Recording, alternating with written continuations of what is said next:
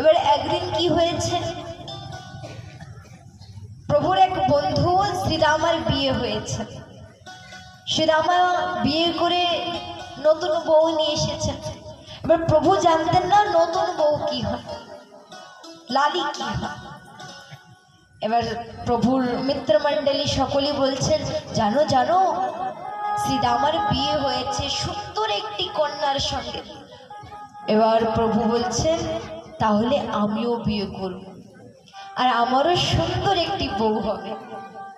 তখন মনসুখা মধুমঙ্গল কি বলছেন, আরে কन्हैया ऐसा थोड़ी हो गया বিয়া, বিয়ের জন্য মা বাবাকে রাজি করতে হয়, মা বাবার আদেশ নিয়ে বিয়ে করতে হয়।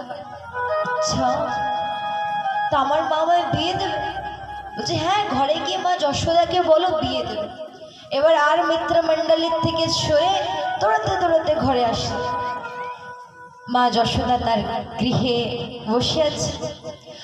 এই যে বিবাহ প্রসঙ্গ, এই প্রসঙ্গ কিন্তু অনুভব করা, প্রসঙ্গটা স্মরণ করতে হবে সেই নন্দের আলয়। মা যশোদার হাতে নন্দের লালার হাত।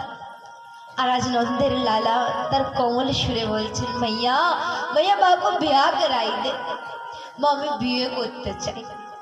भैया बोलছেন, कन्हैया नेक्स्ट तू लाला है, ছোটটি লাল, এখনো নিজের থেকে খেতে পারো না, ঘুমোতে পারো না, স্নান করতে পারো না, তা মাইয়া এই সব করলে তুমি আমায় বিয়ে করাবে? বলছেন হ্যাঁ।